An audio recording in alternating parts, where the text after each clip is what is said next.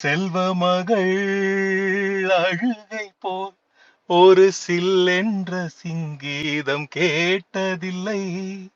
பொன்மகளின் புன்னகை போல் யுக பூக்களுக்கு புன்னகைக்க தெரியவில்லை. என் பிள்ளை எட்டு வைத்த நடையை போல எந்த இலக்கண கவிதையும் நடந்ததில்லை. முத்துக்கள் தேறுகின்ற மழலை போல ஒரு 300 மொழிகளில் வார்த்தை இல்லை.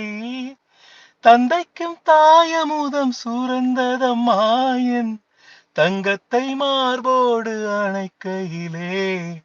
வா வா என் தேவதையே, பொன்வாய் பேசும் தாரகையே, பொய் வாழ்வின் பூரணமே, பெண் பூவே வா.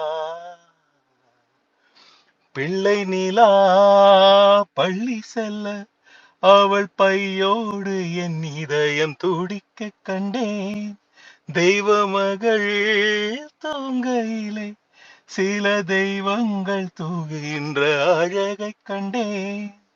சிற்றாடை கட்டி அவள் சிரித்த போது என்னை பெற்றவள் சாயல் என்று பேசிக்கொண்டேன். மேல்நாட்டு ஆடை கட்டி நடந்த போது இவள் மீசையில்லாத மகன் என்று சொன்னேன்.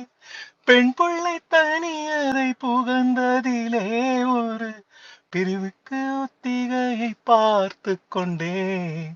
வா வா என் தேவதையே, பொன்வாய் பேசும் தாரகையே, பொய் வாழ்வின் பூரணமே, பெண் பூவே வா. வா வா என் தேவதையே, பொன்வாய் பேசும் தாரகையே, பொய் வாழ்வின் பூரணமே, பெண் பூவே வா. வான் மிதக்கும் கண்களுக்கு மயிலிறகால் மயிடவா, மாருதைக்கும் காதலுக்கு மணிக்கொலுசு நானிடவா.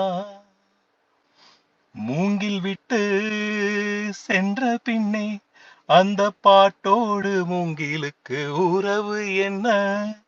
பெற்ற மகள் பிரிகிறாள், அந்த பெண்ணோடு தந்தைக்குள்ள உரிமை என்ன? காற்றை போல் வெயில் ஒன்று கடந்த போன பின் கை காட்டி மாறும் கொள்ளும் தனிமை என்ன? மாயம் போல் கலைகின்ற மனித வாழ்க்கையில் சொந்தங்கள் சொல்லி செல்லும் தேதி என்ன? பாசத்தின் ஊடாக ஞானம் கொள்ள படைத்தவன் புரிகின்ற சூழ்ச்சி என்ன?